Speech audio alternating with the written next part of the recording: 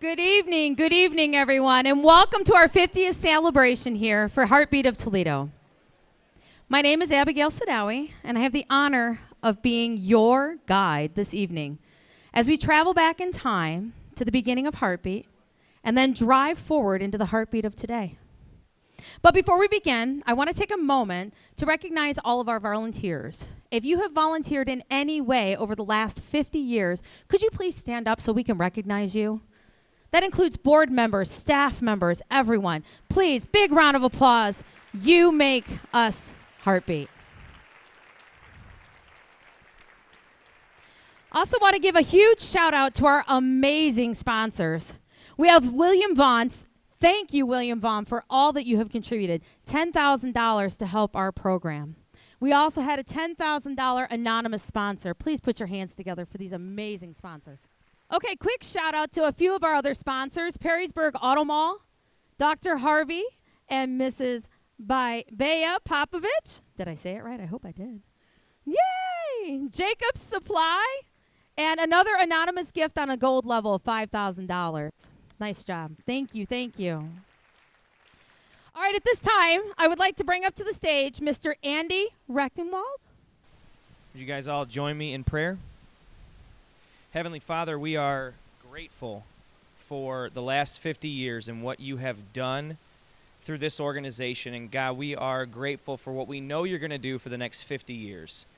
And so over the course of this evening, God, we ask that you would give us vision for where you want this organization to end up over the next 50 years and into the future. And God, we ask that you would bless every person sitting here tonight. Help us as board members and the staff and the volunteers that have been helping to push Heartbeat into the future to be grateful for every person sitting in each seat tonight.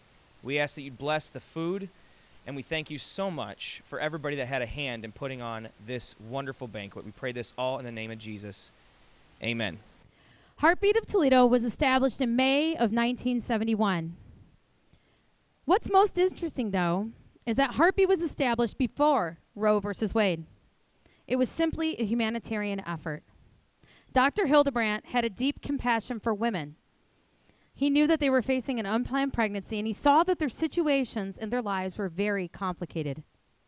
The women were fearful and needed much more than a doctor just to confirm their pregnancy. So he partnered with a Jewish woman named Laura Mayer. And she is a woman who escaped from Nazi Germany, and together with Esther Applegate, one of Dr. Hildebrandt's nurses, they created the Heartbeat of Toledo. Their vision remains today.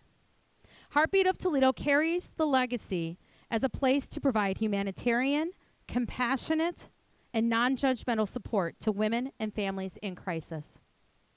At this time, I'd like to direct your attention to the screens on the side of me as we meet Esther and her story as the founder of Heartbeat.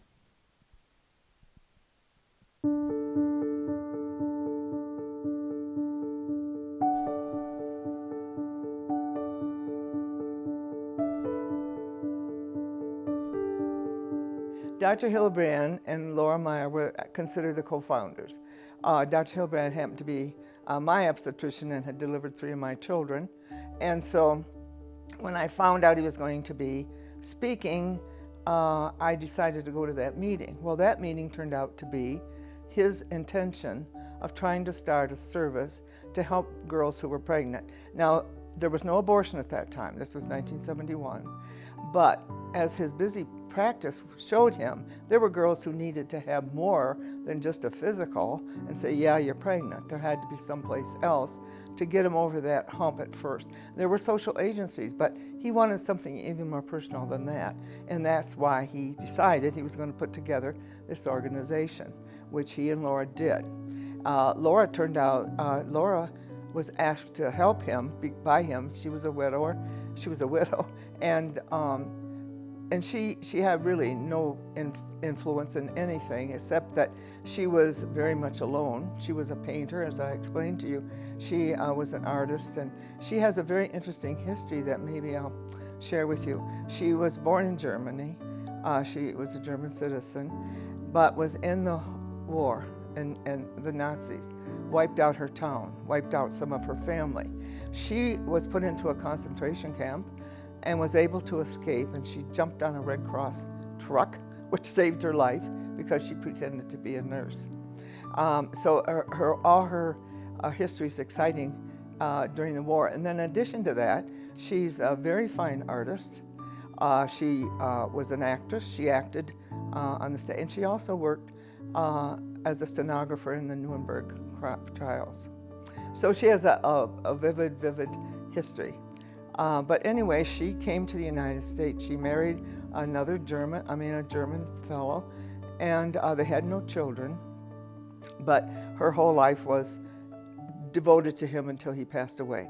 And like I've shared with you, they were big game hunters. She was all over the world. That was her life. Her husband was gone. All she did was watch the Wall Street Journal to keep her funds going. And she did a good job at that. So anyway, Dr. Hildebrand asked her if she would like to spend some time and help him get this organization going. And she agreed. And so they really are the two co-founders. I was just an extra leg there. But I was in from the beginning. It was very interesting. After that first introduction to us from Dr. Hillenbrand, a lot of people were interested. You couldn't know doctor as a nurse. If you were in the hospital, he would say, "Hey, I got this program I want to start." He says, "Why don't you come over and see about it?" And one of my best friends that I met through Heartbeat she said, "Give me a break. I got 7 kids," But she did finally join us. So anyway, we started out just having weekly meetings. We had social workers tell us, the way to use the telephone, the legal end of it, of course, the physical and the mental end of it. And so this is how we started out, just with all these classes every week until we opened our doors in 1971 in the First National Bank building.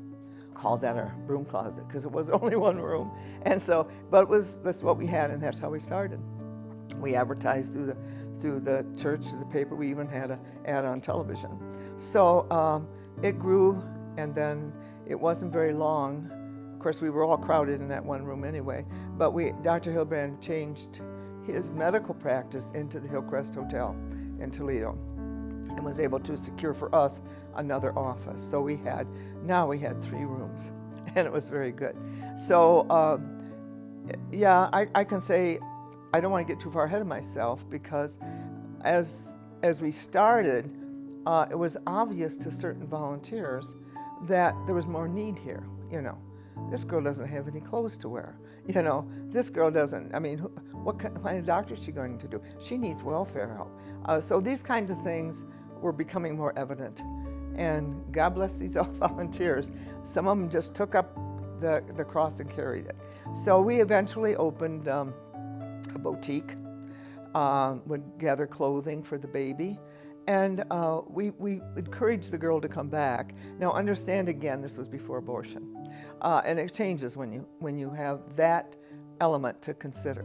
But they would come, if they kept their appointments with their obstetrician, then they would get a chance to take something for their new baby. And so this is how we kind of did it, trying to keep them encouraged, to follow through on their pregnancy.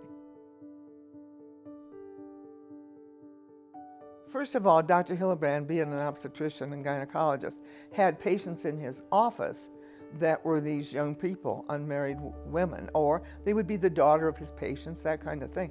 But he didn't have the time, nor did his staff have the time to sit down and talk to them.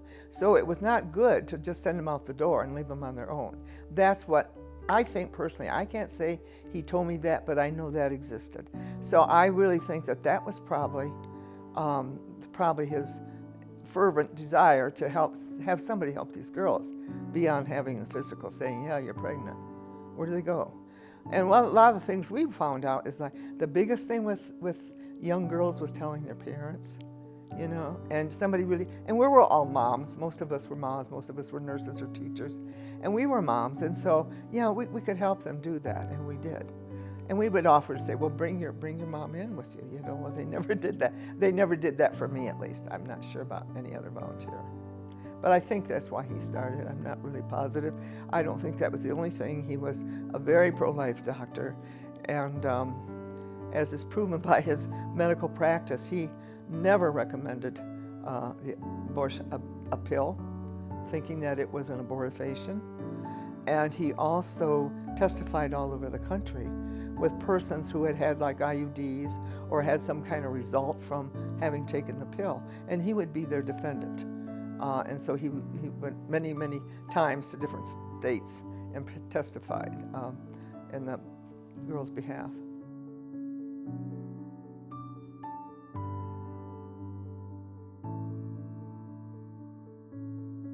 Well, we're just getting started. That was in 1971. I mean, we were all really anxious when we see that first that first client come to the door or the phone, but that's what we wanted, you know.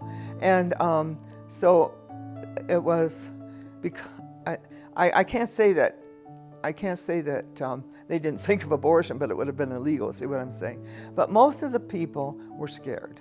I mean, that's the picture of the girl who thinks she's pregnant. She's not married. The boy left her, or maybe he didn't. Mom and Dad don't know. I was going to go to college next year. Now I can't go.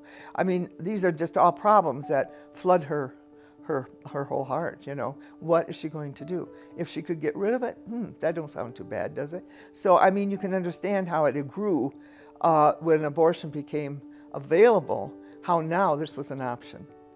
But we didn't like that option, you know, and we tried to explain to her. Well, I mean, you don't tell them that they can't. Of course, they could have an abortion once it became legal. But you wanted them to see all choices. And and most of them kept their babies. Not many relinquished them for adoption that I've ever seen. After abortion came in, well then our job became a little bit different slanted, because we didn't tell them they couldn't have an abortion, but we didn't want them to do that. And so there was a lot of things, you know, you could show them options and everything. But you know, you had to be a friend with the girl. That was the whole thing. You just don't say, well, now look, you could do this. No, you had to become friends with her. And that's what we did.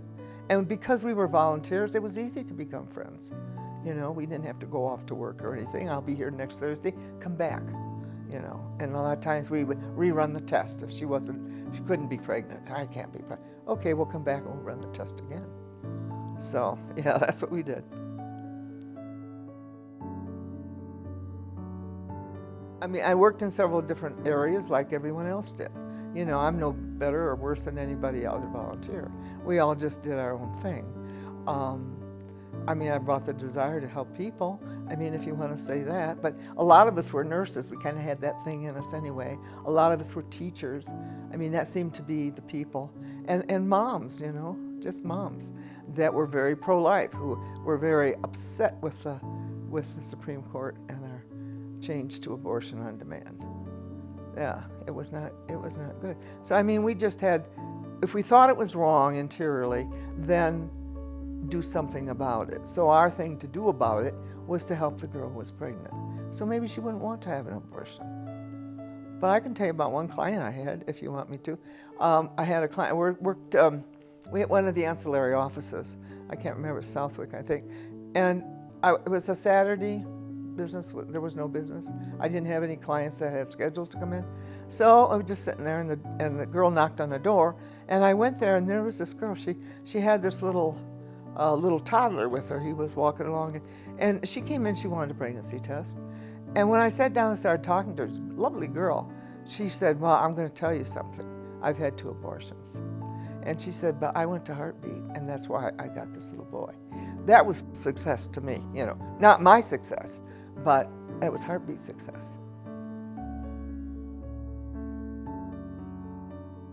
Well, it went into my philosophy of pro-life. That's what I can say, because it was actually doing something that was positive and protecting life. Sometimes you're powerless, and that made this available to me personally, because I could have an input into it. Did it always work? Probably not, but you know, that was my desire.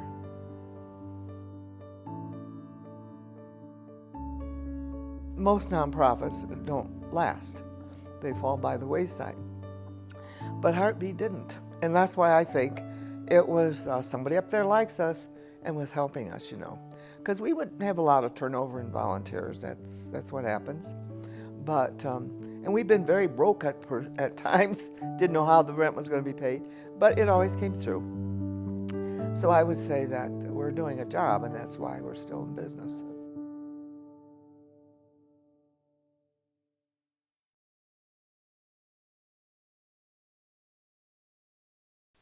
Before she earned her bachelor's degree in criminal justice, she interned with the Lucas County Victim and Witness Assistance Program, working with victims of rape and homicide.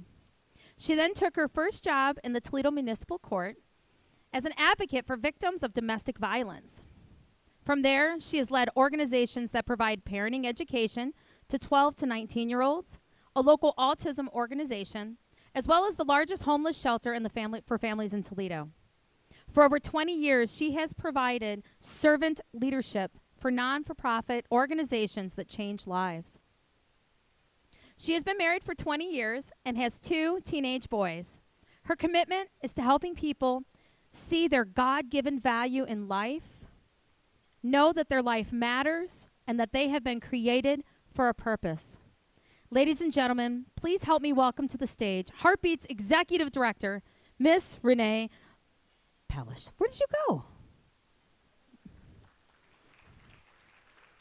Palacio. Good evening.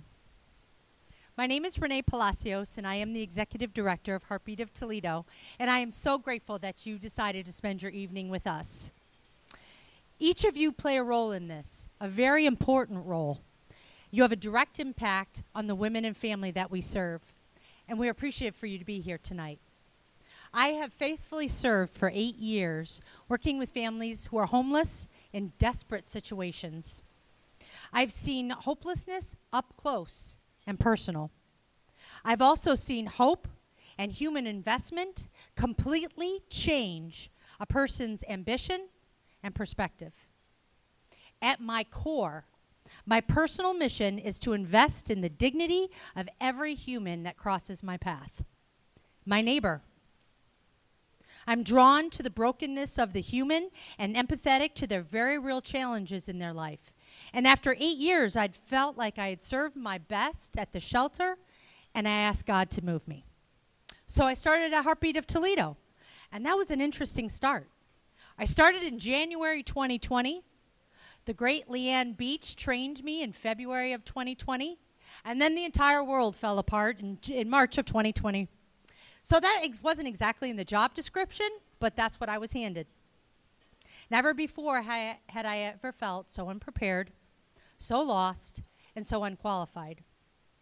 Deciding if we were essential or not essential, balancing the concerns of our staff and the people we serve, while dealing with my own fears. I got to Heartbeat of Toledo after praying for months for God to move me.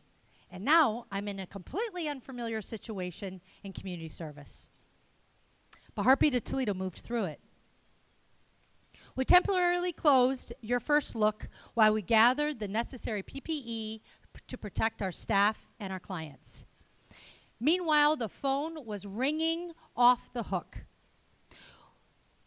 As local WIC offices, governments, offices, and community programs closed, parents were desperate to feed their children.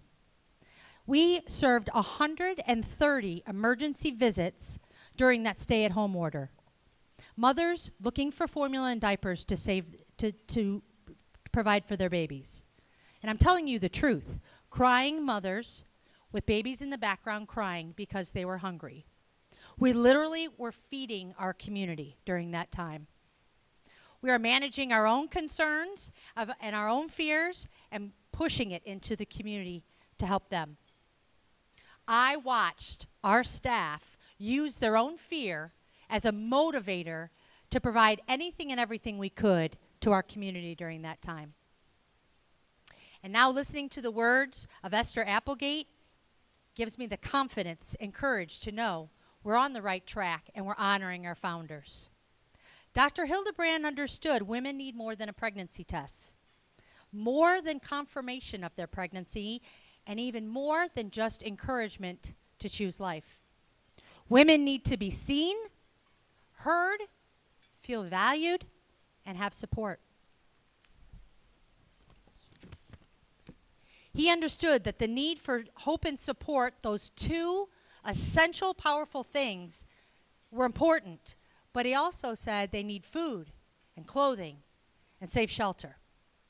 Through Dr. Hildebrand to Esther Applegate and through the mission of Heartbeat Today, we have seen and we claim that life begins at conception. Every soul has a purpose.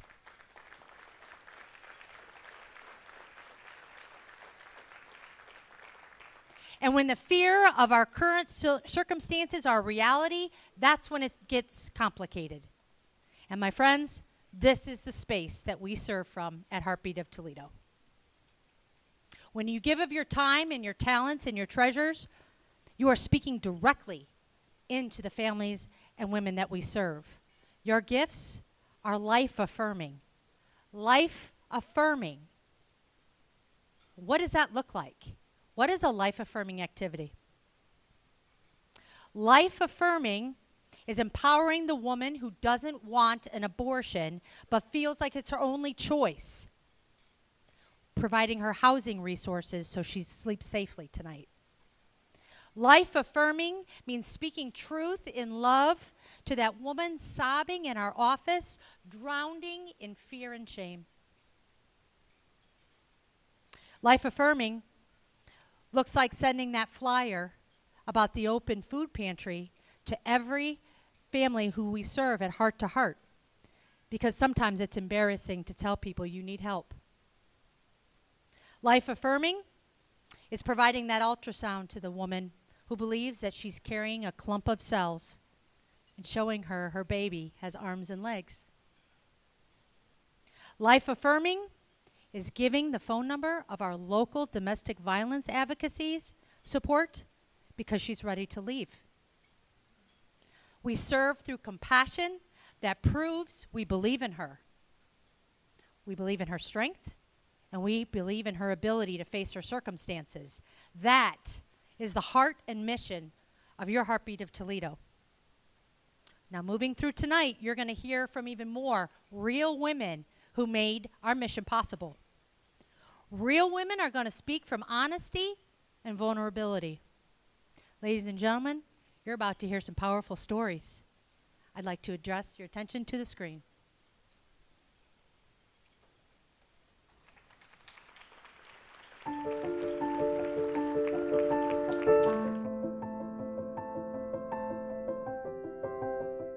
I worked there, or I volunteered there for about 20 years and did a variety of things.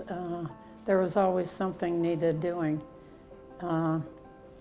But it was 20 years of feeling fulfilled and like I did something really worthwhile. Well, the only official position I held was vice president, and I was asked to be president, and I said, no, thank you, I would prefer to be vice president. So I had that position for umpteen years. Most of the time, Joyce Meyer was president, and she was very good at it, so I didn't want to take her place. So other than that, I started a new office at Westgate, right across the street from here, in a dentist's office. Well, the other half of the dentist's office, hoping to snag some university women, because at the time, our office was on Madison Avenue downtown, at the outskirts in the cheaper rent district of Madison Avenue. So the university girls weren't likely to get down there. Well, we tried it. I think we kept it going for maybe 2 years, and that was about it. And we didn't get enough to make it worth the rent, is about what it amounted to. We didn't get too much there.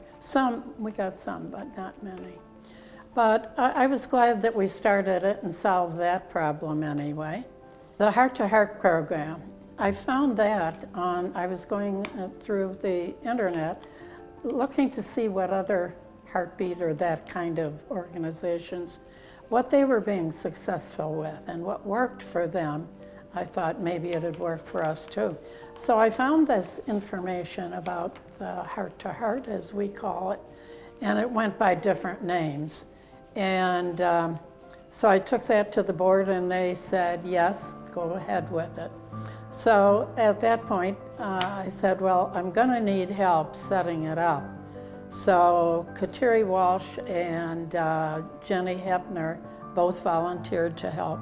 So the three of us got the landlord to, we were still on Madison Avenue, got the landlord to clear out his storage room, and I bought some curtains and put them up in the back where it opened onto a back concrete driveway, and we set up shop.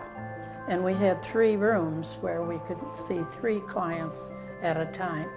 And it turned out to be very successful. So I'm really happy with that. That's still in operation and going much stronger even than I ever dreamed of. That was a good thing. Well, the thing that I found most appealing was that it's an earn while you learn program, which is wonderful. The people who come to us aren't necessarily looking for handouts. They are willing to earn what they get. So they come, and by earning, that means they're taking the lessons. It's a program that goes all the way from the beginning of pregnancy on through the early years of babyhood. And they come once a week for a 1-hour lesson. They have homework to do. They bring their babies with them if they need to, and often they do. And we babysit with them while they're doing their homework. And they just really get so much out of it. And then they can shop in our boutique. We have beautiful baby clothes that have all been donated. We don't take anything that's worn or stained or outmoded. It's all nearly new, or at least beautifully clean and ironed if necessary. And so they can shop in our shop. So this gives them dignity. It's not a handout. They earned every bit of it. So, yeah. So that was my baby. I really enjoyed that. It took a lot of people in Heartbeat to man it every day, and you needed at least 2 people there every afternoon for several hours. So, but the people were willing. The volunteers were very willing because the outcome is beautiful.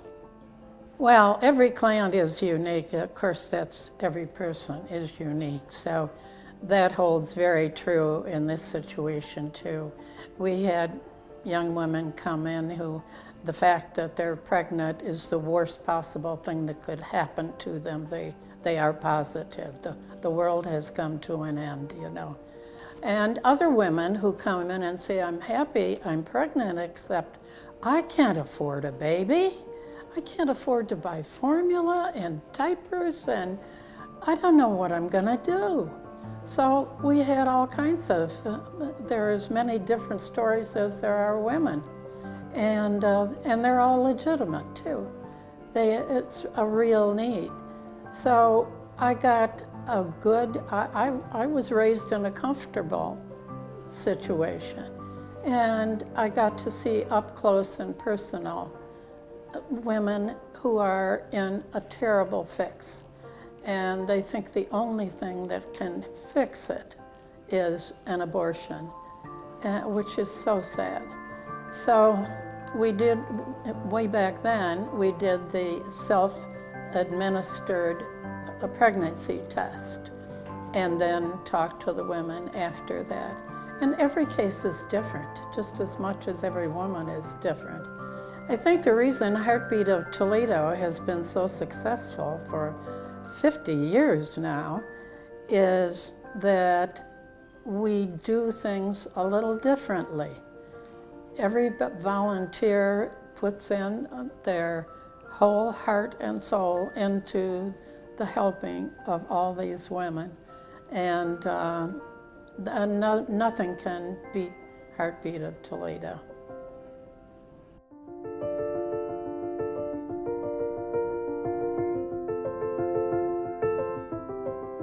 I started volunteering with Dr. John Hillebrand, Lori Meyer, and Esther Applegate, who were the wonderful founders of this organization, who who founded it before the Roe v. Wade decision was made. They knew there was a need for help for these girls. I helped set up a newsletter. We started the Heartbeat Pulse, and we also reached out to a lot of the Catholic churches. We found out that a lot of people did not know what Heartbeat was or what we did.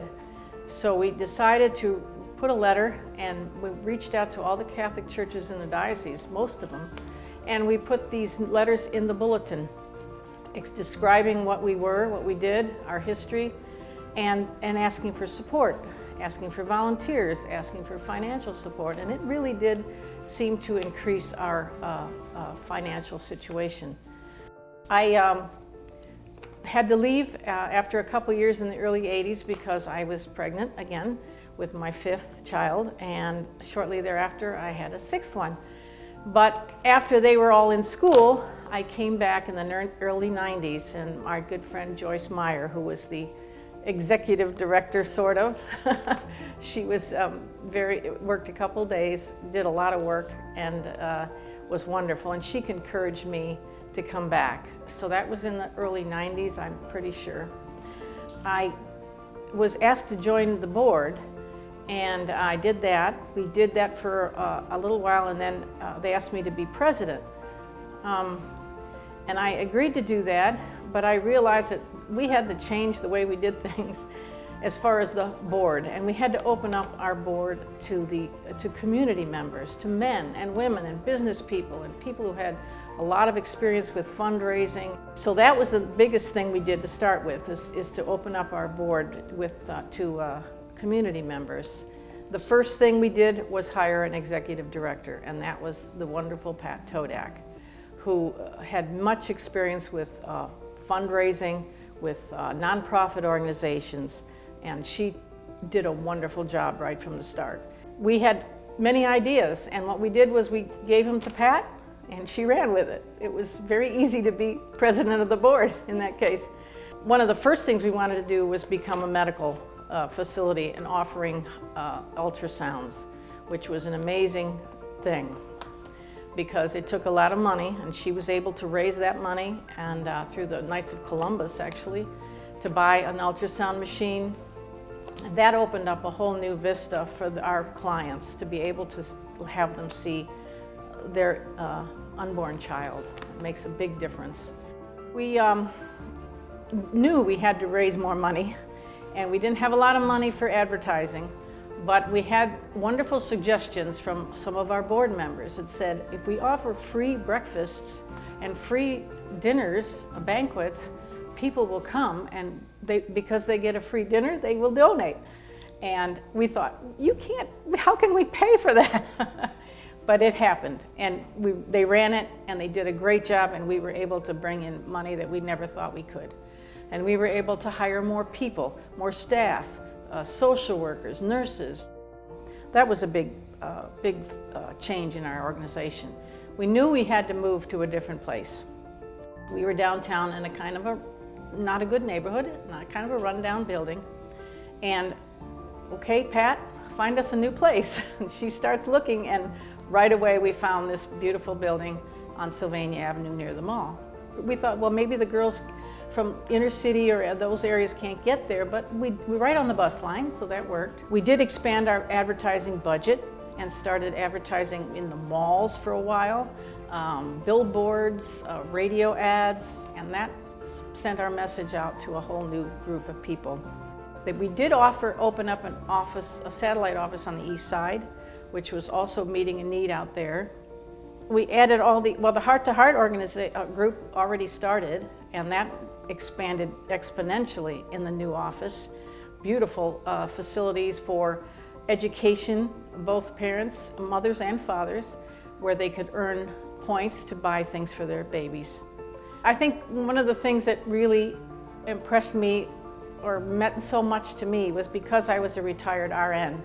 I was able to be trained. I was one of the first ones to be trained to do limited obstetrical ultrasound. And what a wonderful experience that was, to meet with girls and actually be a part of showing them the beautiful life that was within them.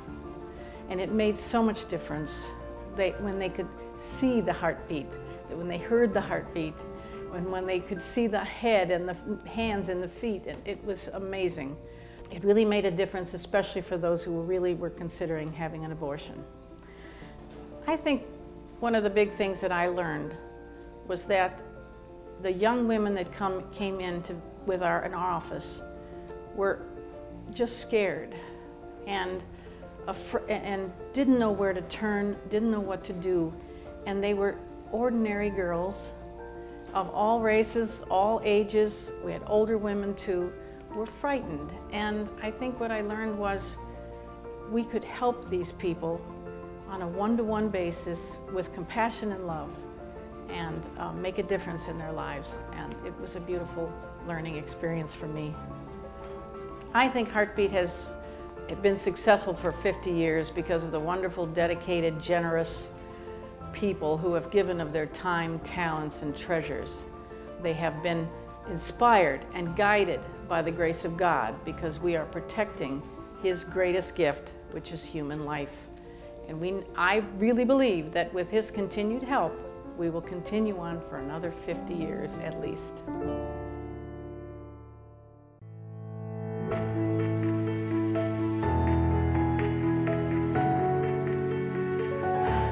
So passionate about Heartbeat because I've walked in the same shoes as some of our clients. It's not something that is common knowledge. A lot of people don't know, but I am post-abortive. I went through that years ago, before my time at Heartbeat, and it's one of those situations that I have a soft spot for the women that we serve, because I know what it's like to be in their shoes. There's a lot of misconceptions out there. You know, we all have our stereotypes of who gets abortions, and it's, you know, well, they must be young, they must be uneducated, unchurched, you know, not know the joys of motherhood, all of those things. And to be honest, I didn't fall into any of those categories. You know, I wasn't young, I wasn't uneducated, I was churched. I actually considered myself a devout Christian with strong beliefs, and I had children. I knew the joys of motherhood, and all of those things stacked up at the time to make that decision weren't enough. What I hear a lot, and what was the same for me, was I don't want to have to do this, but this feels like my only option. And that is what I love about Heartbeat of Toledo, because we do cover all of women's options. You know, we pride ourselves in talking about education, you know, and I firmly believe that knowledge is power. The more that we know, the better decisions that we can make. And at the end of the day, no decision that's made at Heartbeat of Toledo is made out of coercion or forcefulness. We empower women with information to make the best decision for themselves. I know for me, religion wasn't enough.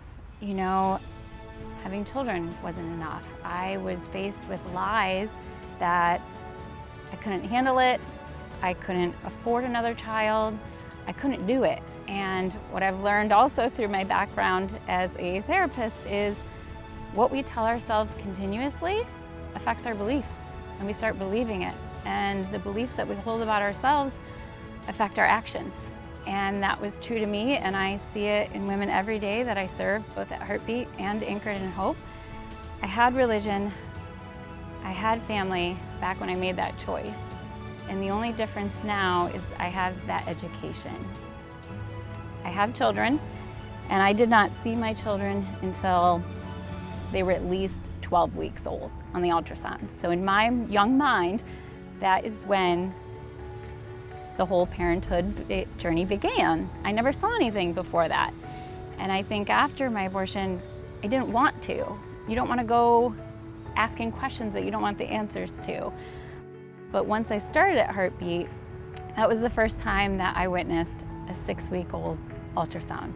I witnessed an 8-week-old ultrasound and a 10-week-old, and seeing that life on that screen before I had ever seen it, having kids, it changed something inside me. And I've always had my personal beliefs, but in that moment, I knew after seeing what I saw, I know too much. I could never make that decision again. And I knew in that moment I could never do it again. And it was because of that education. Now, granted, I wasn't there as a client, but even as staff, I was exposed to it.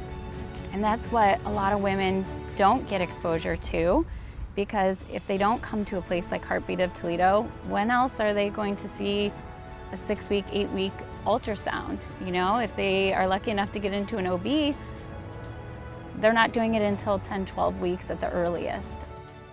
So that is one unique thing that I enjoy about Heartbeat of Toledo, is we're able to offer that snapshot of life and what it actually looks like at that moment. I know even as a Christian, you know, coming from a religious family, we like to think that abortion is beyond us. It doesn't happen in our homes, in our churches, in our congregations. Well, let me tell you, it does. And I would say there is more incentive to hide an abortion if you have a religious family, to cover that up. The shame just exponentially compounds. And a lot of times people say, well, you know, don't they have support? Don't they have mothers? Don't they have sisters? And I had all those things too. But the shame does not allow you to share that with others. You want to hide it. So same for our clients. You know, they may have mothers who would be supportive, fathers who would be supportive, to help guide them through that process. But if they don't ever know about it, they can't help. So Heartbeat of Toledo, we are oftentimes the first and a lot of times only people who know about that pregnancy, that child that's in that woman's womb, and the pain and fear that she's feeling in that moment. And it's an honor, and I believe it's an honor, and I think with that comes responsibility too. All it takes is one person to walk along somebody, you know, to say, you can do this, I'm here for you. And sometimes that person is an organization, you know, sometimes it's that nurse, sometimes it's that sonographer, sometimes it's that advocate to just offer hope. You know, hope is so powerful, and it can completely reframe our point of view from something that is a problem or a catastrophe to something that is an opportunity and life-changing. I've seen the change that happens from just one person being in your corner, one person saying, I believe in you, I'm here to help you, you know, and being honest, like, things are going to get messy, things are going to be hard, but I'm here with you, you're not alone. And that's one thing that I love about Heartbeat is, you know, once that woman leaves our doors, she's followed up with throughout that pregnancy, you know, offered resources and support, and is not alone throughout that. Many women who have abortions, they are affected. You know, it may not be immediately, there may be an immediate sense of relief at first, but that pain, it does come out. Whether that's months, years, decades later, that pain comes out, and I've seen it, and I've worked with women who have struggled with it. I've gone through it myself and had to process through that. And at the end of the day, it is a loss. And what abortive women have found is they don't feel the right to grieve that loss because it was their choice. It's still a hurting woman, whether that hurt comes immediately or at the end. And what we've found at Heartbeat of Toledo is we have had women who have left our doors and had abortions come back and say, I regret my decision, or I'm struggling with my decision, will you talk to me? And that is a true testament for myself that we are doing a good job of offering love and non-judgmental support and hope to those women, that they can come back and talk through that pain and make a different decision the next pregnancy, you know? That's powerful for me. With being a nonprofit organization, there are a lot of people behind the scenes that make what we do happen. Staff, donors, volunteers, everyone involved with Heartbeat of Toledo has their own reason why. You know, whether that is to save the babies, whether that is to help the moms, whether that is to empower these women in decision making, whatever it is, we all have our own reason why we give to Heartbeat of Toledo, why we're employed with Heartbeat of Toledo. And what we do at Heartbeat of Toledo, we are there to help support the woman, educate her, empower her to make the best decision, because we do truly believe that the more knowledge she has in that decision, the better choice she'll make for herself. I wish I would have known about Heartbeat of Toledo back when I was faced with that decision, because I did experience the shame and I didn't tell anybody. Would my mom have helped me through the pregnancy? Absolutely. Would my sisters have been by my side? Absolutely. But I was too shameful to tell anybody. I didn't want anybody to know. And I really wish I would have had a place like Heartbeat of Toledo to come to, because I don't think I would have made the same decision if I would have known then what I know now. If I would have had that experience, that one person in my corner, and someone to show me what is actually going on inside my womb at that time. So I can say full-heartedly, I would not have made the same decision if I would have come somewhere like Heartbeat of Toledo. And that's why I am so passionate about it, because I want there to be a place like this for my daughters, you know, and my grandchildren. I want my daughters to come to a place where they feel safe and they can share stuff with me.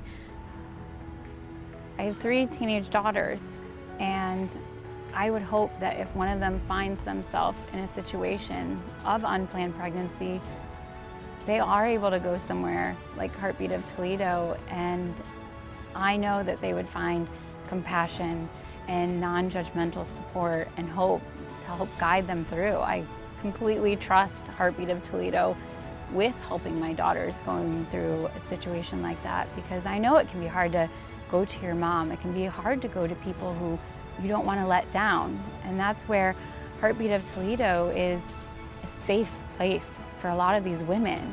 You know, we don't know them outside those walls.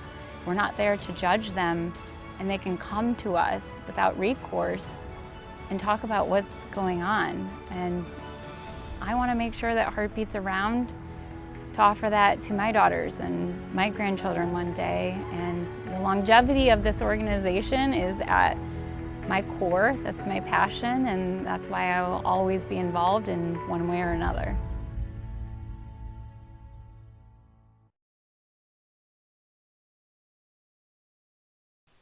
Our next speaker started at Heartbeat as a volunteer in 2016. She was a parenting instructor for the Heart to Heart program. She then joined us as a board member in 2019. Professionally, she is a psychotherapist specializing in treating trauma. She has been married for 15 years and is the mother of 2 teenagers. She currently serves as our board president. Ladies and gentlemen, please give a warm welcome, Miss Samantha Byrne.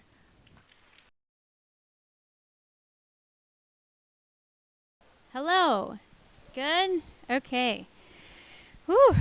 I don't know about you, but I am feeling a lot of things, a lot of good things. And I'm super happy to be here with you all tonight. We weren't sure this night was going to happen. As you know, last year we had to cancel, and this year it was questionable as well. So I'm really, really thankful that tonight I can share in this celebration with you all. So almost always, I am pretty comfy hanging on the periphery of things, hanging out in the background, providing support and pouring into others who lead. If you had told me when I started as a volunteer in 2016 that in the year 2021 at the Heartbeat of Toledo 50-year anniversary celebration that I would be on the stage speaking as president of the board and sharing a bit of my story, I would have told you that is a preposterous, far-fetched notion, and you should probably see a therapist. But there are times when the Lord says, daughter, these are the plans I have for you. Go do this thing that makes you super uncomfortable. I've come to know the peace that comes in being obedient to the call. So I continue to walk in that direction and have courage and trust that the Lord will provide, even if my knees are wobbly and my voice is shaky. So here I am. So in taking on this role as president, I'll be forthcoming in saying that I oftentimes have felt super unqualified, as my experience does not lie in having a firm grasp on business-related details and financials and marketing and budgeting and all those things. So let me just take a second to brag a little bit about our board. Our board is really amazing, full of wonderful, super talented, smart and gifted individuals who bring a whole array of experiences to the table. And I'm thankful for all the many ways they contribute to guide our mission in the ways that I am not gifted. And also a shout out to Renee, our executive director. Renee does a phenomenal job of keeping the board informed and engaged, and she knows exactly who to call on to get the job done. While understanding financials and budgets and marketing are not my wheelhouse, where my experience does lie is in the fact that I am a woman who has faced 2 unplanned pregnancies. Unfortunately, one of which ended in abortion. I know the fear that arises when the lines show up on the pregnancy test. I know how judgment gets clouded in the face of uncertainty.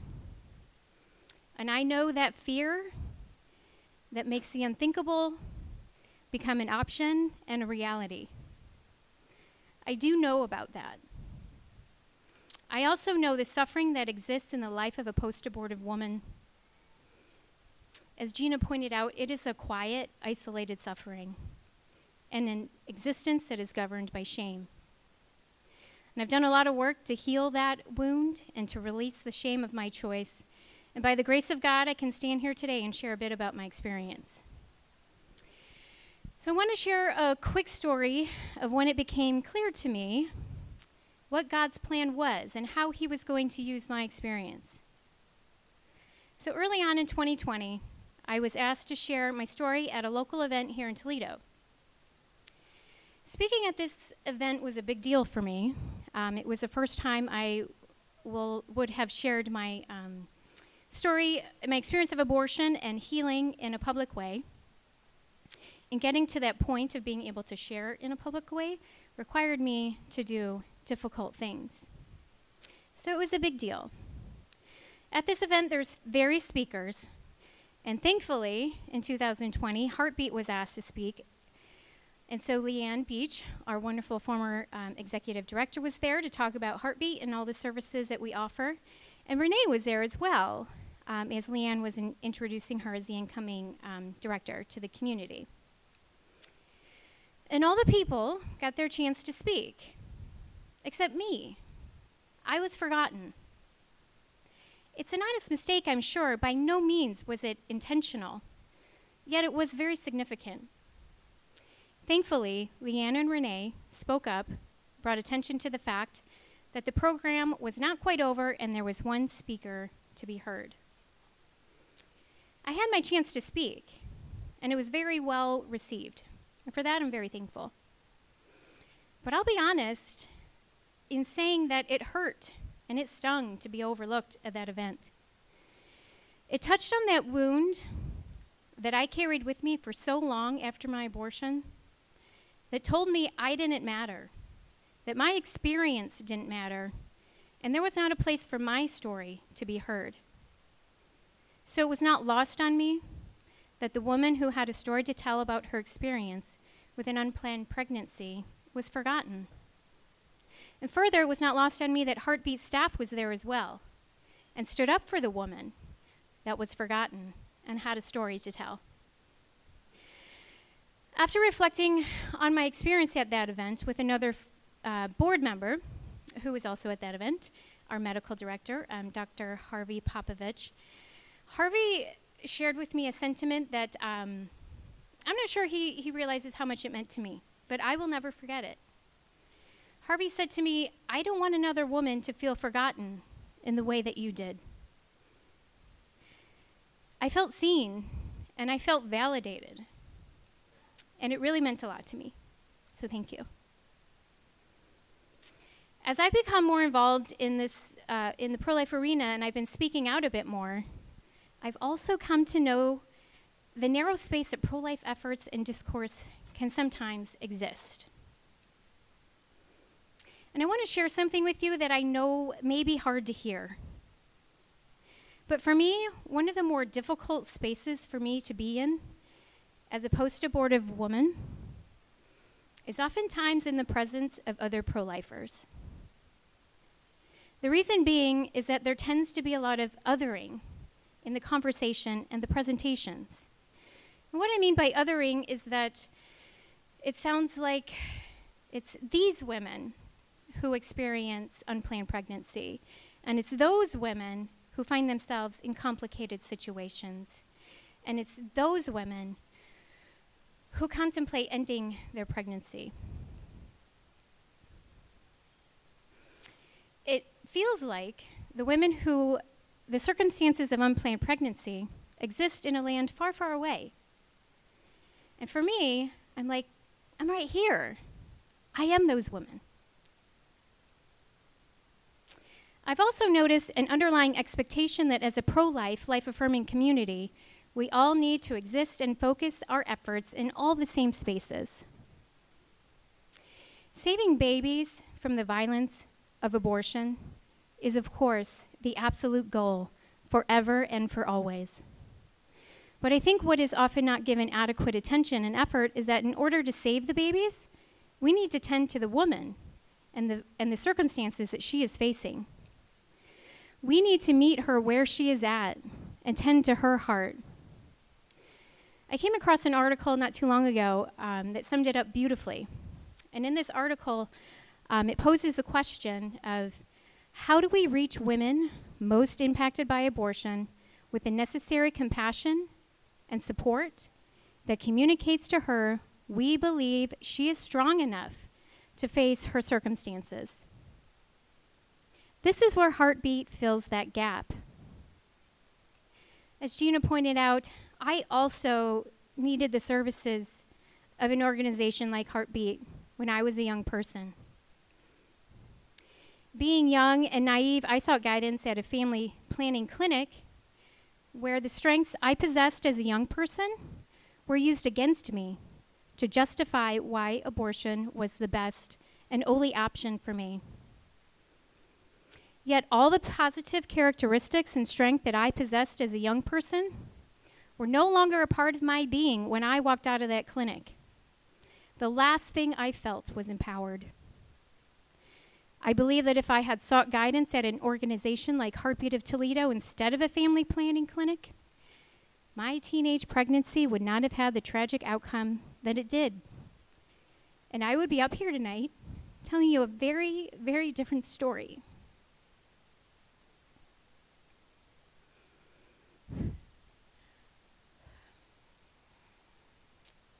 So more and more, I'm coming to realize how this world is not set up for mothers. And more, we're seeing that becoming a mother is seen as more of a hindrance in life rather than the beautiful, transforming experience that it is.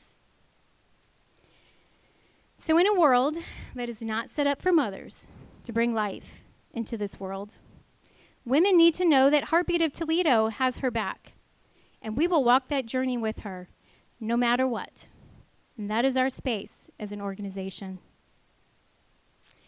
So tonight we have heard powerful and moving stories from staff, from volunteers, and our incredible founder, Esther Applegate. I now want to turn your attention back to the screens where you'll hear from 4 clients who were able to choose life because they sought help at Heartbeat. You will hear firsthand how your gifts tonight directly impact and change the lives of women and families that we serve. Thank you.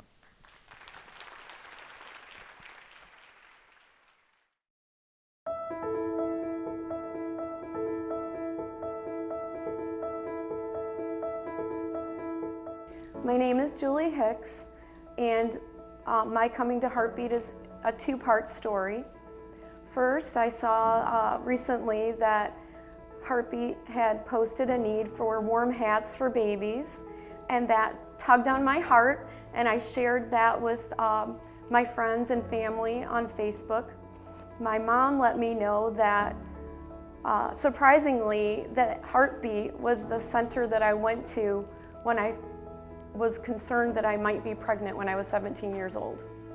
I was a senior in high school, and I was really afraid that I was pregnant. My mom encouraged me to go and get a pregnancy test, and she was hoping that I would choose life for my child. So my mom encouraged me to go to Heartbeat. I had the pregnancy test there, and of course I was really afraid. I was hoping that I wasn't pregnant. I was really worried and scared, and I was a senior. I was a college prep student, and I really wanted to finish school. I was very afraid. I remember in the appointment that when I learned that I was pregnant, that my child had fingerprints at that time, and those things made me decide that this was a living child growing inside of me, and I chose to keep my baby. I decided at that time to get married. I didn't finish school. That was a very difficult decision. I had a lot of joy of having my son, and I don't regret that decision. It just took me a long time to get back on my path as a college prep student, and I ended up going and getting my GED and going to college later in life. I had 3 children by the time I was 22. At that time in the 80s, the support I received from Heartbeat was the pregnancy test. There wasn't what I know now. There's parenting classes and lots of support and encouragement for women. I didn't have that at that time. That was not something that I'm aware of was available. I was married very young and really had to figure things out on my own, and I'm fortunate in that I grew in my faith in God, and I learned a lot about motherhood through support groups through my church. Because I made that choice of life to keep my son when I was 17, I now have 3 children and 3 grandchildren, and they are my joy. I believe that children are a gift from the Lord, and grandchildren are considered a reward, and I am overjoyed by them in my life.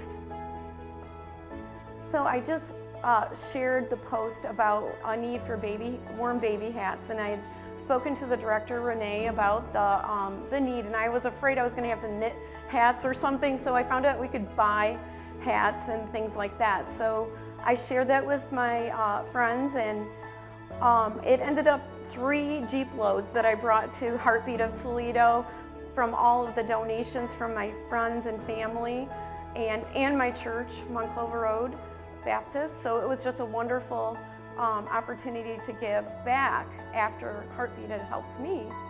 I would say thank you so much for doing what you're doing for these new moms, for supporting life, for helping them to have this wonderful opportunity to be a parent.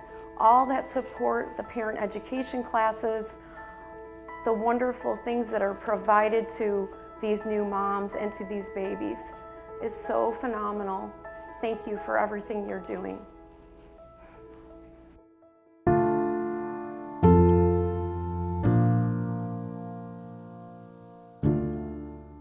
Hi, my name is Hosanna, and this is Genesis, and she also got this shirt from Heartbeat. I started last year around June or July. I was a single mom. I just found out I was 4 months pregnant. I didn't know what to do or where to go, so they were a big help. I heard about Heartbeat of Toledo from my mom's friend from church. They helped me with formula and wipes for the week, and sometimes gas cards, and that helped out a lot. because I just got out of a 5-year abusive relationship when I found out I was pregnant, and I had no help, no one to go to, no one really supporting me, and they were there helping and supporting single mothers like me. I was like picking up the pieces when I found out I was pregnant. I was 4 months pregnant when I found out. I had nothing and the baby was getting closer here and I didn't even know. So they helped out with a lot, especially like a crib and clothes and diapers.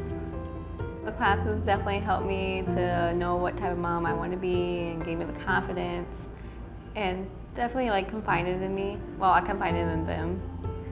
They definitely was like a support group for me. Rachel was always there, listening, helping, always looking at ways how she can help out more. She was definitely a big person, a big help. Always willing to work things out with you. Heartbeat of Toledo helped me realize that it's okay if my baby's not meeting her milestones, she'll meet it on her own. And they helped me with the parenting styles and what's best for her and stuff like that. They helped me normalize motherhood and find my grounding with it. I recommended Heartbeat to my friends because she found out really late in her pregnancy, like I did, and she had nothing ready and she didn't really know where to go. I would definitely recommend Heartbeat of Toledo to other women because they help you find your grounding and they support you and they let you know that it's okay to cry sometimes, it's okay to be sad sometimes, it's just okay.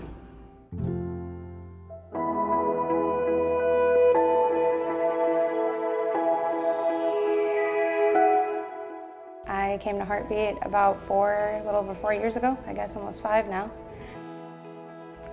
because I had a positive pregnancy test at home. I was, 20 years old. I wasn't really sure what to do next, so that's where I ended up. I was in a pretty unstable relationship at the time. I was struggling, financially, emotionally, being, 20 with this new obstacle in my life that I, kind of had to make a decision on. So there's a lot of things kind of going on for me at that time. There was a friend of mine that had been to Heartbeat about a year prior, and she had mentioned to me all the, the love and support that she got from going there and visiting, so she suggested it to me directly. I was looking for, first off, medical confirmation, and then also just looking to explore my options, see what was out there for me, see what kind of support, I could get from the staff there and everything to see what I could do, basically.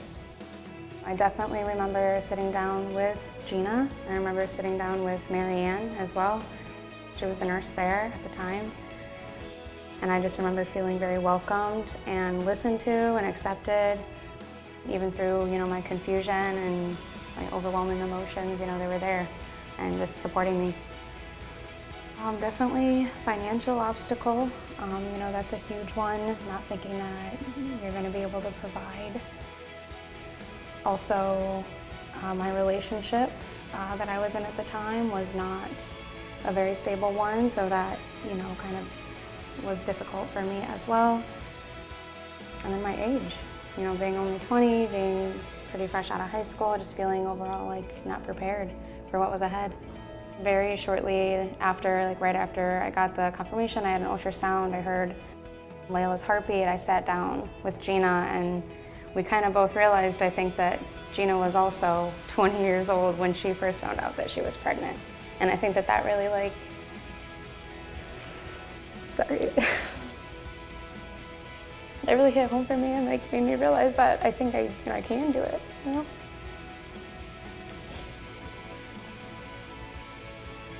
Marianne and Gina both, made me feel very understood and accepted, no matter what decision I made, but ultimately made me feel confident in pursuing this, this next step in my life. It laid building blocks for me to not only, understand myself a little bit better and have more patience with myself, but ultimately I felt empowered to take on this new stage in my life. The best part, is probably knowing that Layla loves me and cares about me all the time, no matter what. Even when I'm a little grumpy or we don't always have time to play, we're always still, she's always still there and she always still looks up to me in that way. I want to say thank you, first off. Thanks for making that possible. Thanks for offering that help, to people that really need that extra support and that, that guidance in their life. And I hope that this organization can continue giving people the opportunity to change their lives.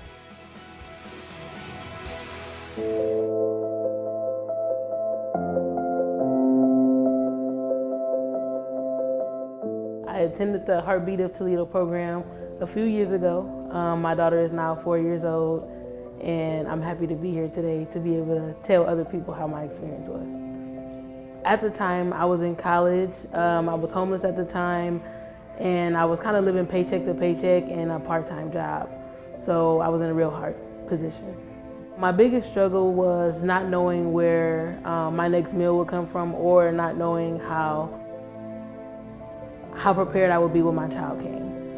I was actually at Your First Look, and I think I went through some pamphlets, and then I think I met Gina there.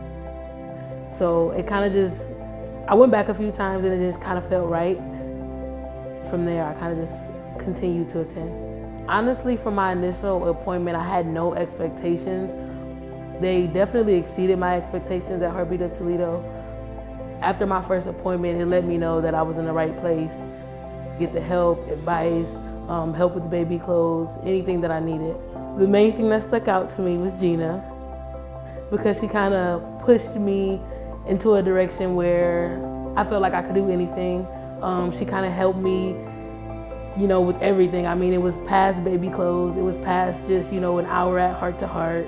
I honestly felt like I became a part of their family. So I would say family is the most important part that came out of Heartbeat of Toledo. After realizing how much help I could get at the Heartbeat of Toledo program, after meeting other moms, seeing different people, meeting kind of like different variations of people, getting different advice, and realizing like, hey, you don't have to be perfect to be a parent. You can grow into this. So it let me know that I could do it. I honestly feel like from the first person in the office all the way to like the last person you see before you walk out helped me in all regards, from like picking out clothes to questions to, hey, did you schedule your next appointment? Just all out best team I could ask for at Heartbeat. Right now, so I previously graduated college. I was living in my car, so that was a big accomplishment for me. Right now, I'm an on-site coordinator for a temp service. So I honestly feel like this helped me thrive, helped me become a better mom. It just all out helped me become a better person. And I always recommend people to Heartbeat of Toledo. So I honestly feel like it helps me help other people. The best part of parenting is watching my daughter learn and grow on her own, and also watching her flourish. My favorite memory with my daughter is our most recent trip to the Smoky Mountains. We talk about it almost on a daily basis, so it's her favorite thing that we've ever done together. I would like to say thank you to all the donors that contribute to the Heartbeat of Toledo. You continue to help our community on a daily basis, and I hope that I'm social proof that this program is helping people strive. Heartbeat of Toledo helped me by helping me get out of my car. I was given a lot of different resources, to food, to shelters, new apartments, and different things to help me get out of my previous situation. Gina helped me the most. She texted me all the time, and she made sure I was okay, especially while I was living in my car. And she continuously checked on me even after I was gone from Heartbeat of Toledo. So I felt like she made me a part of her family. Sorry, I think my eyes are gonna start watering.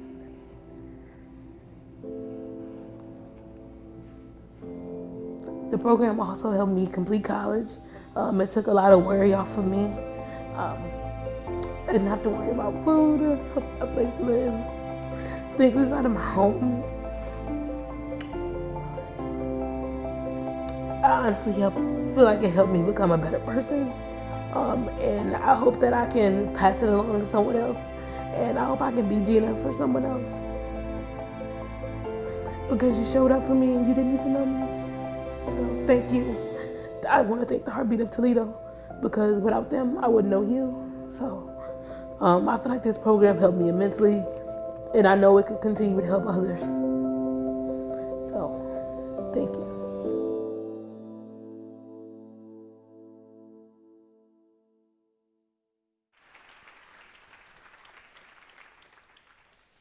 Well, I've been coming to the banquet for a few years now, I think 5.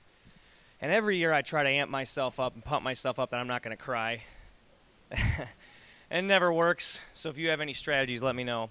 Yeah, my name is Andy. I'm on the board here at Heartbeat, and I have the privilege of being a pastor at Cedar Creek Church. And as I sit and I watch these videos and I see this room filled with people, I'm just in awe. 50 years. 50 years, and these are just a fraction of the stories for 50 years that God has used Heartbeat to do what you got to see tonight. And one of the privileges of being on the board is getting to hear these stories at every board meeting. We get to hear stories of people whose lives have been radically changed because God has used people like Gina. And Gina, I got to give you a shout out. I mean, you were mentioned by pretty much every person. Can we say thank you to Gina?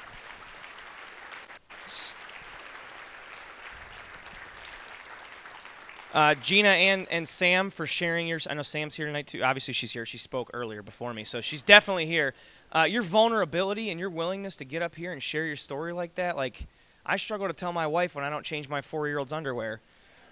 By the way, Kayla, I'm not sure if Easton has clean underwear on today, so we'll talk about that later. But their vulnerability and their willingness to share things, and something that, and I didn't know Sam's whole talk before she spoke, but one of the things she said was being in a pro-life community can be one of the hardest spaces for her to be in.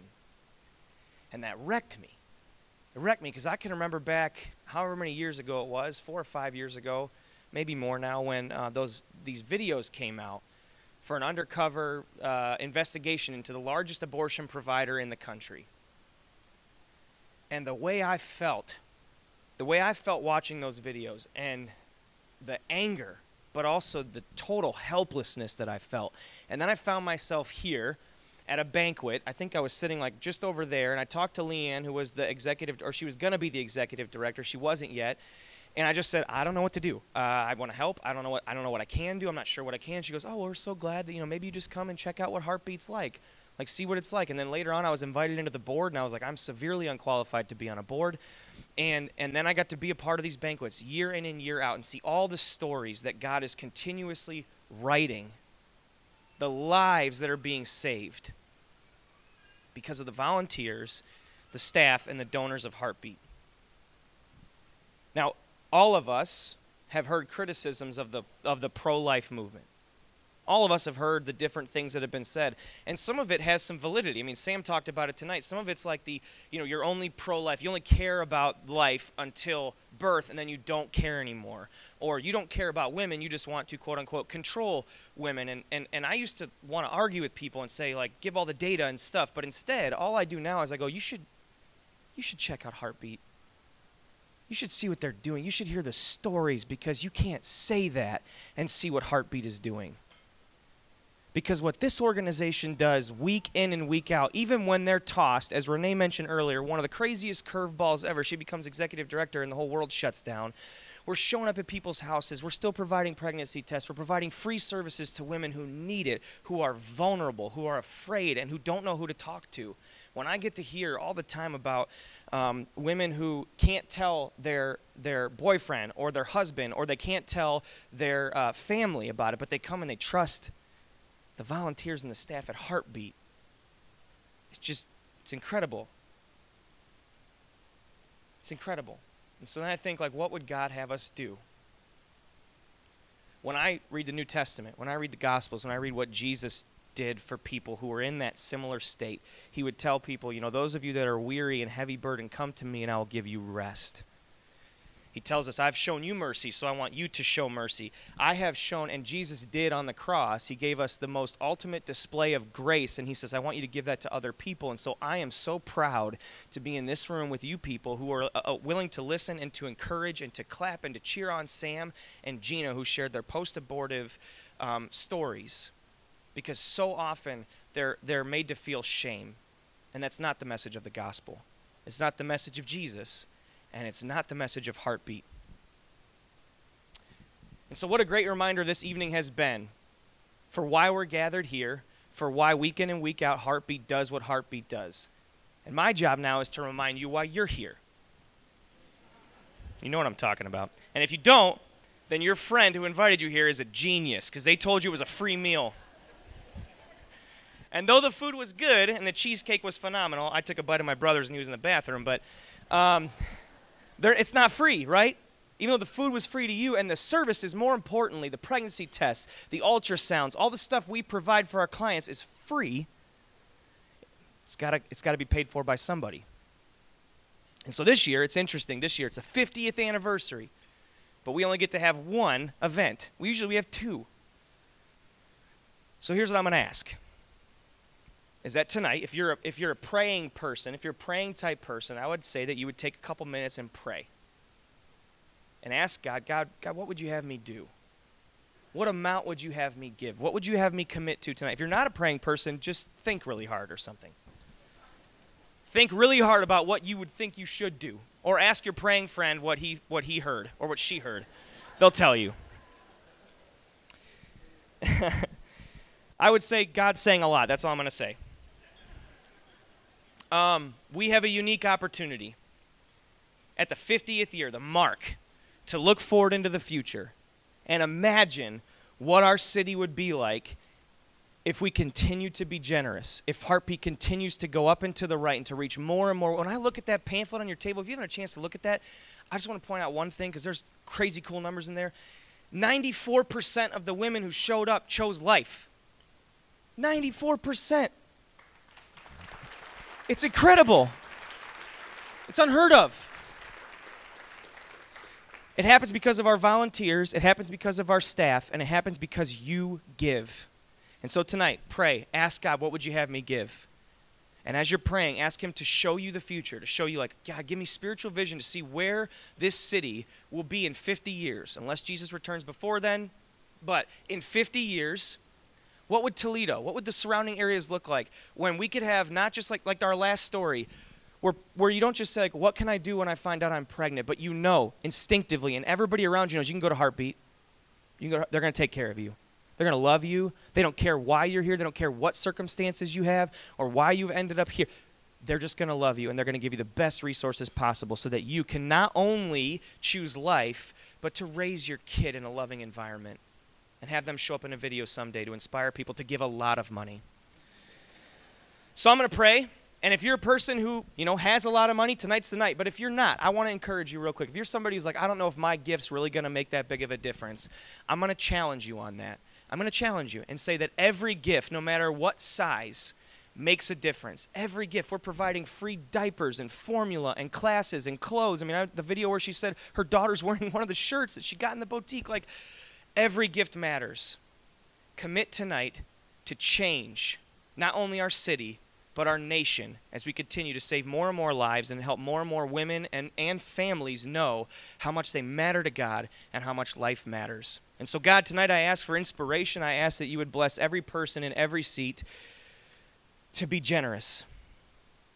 I pray, God, that you would inspire us, that you would help us to show our grace to those who need it the most. And I thank you so much for the women tonight who shared their stories. I thank you for your grace and your mercy. And I pray all of this in the name of Jesus. Amen.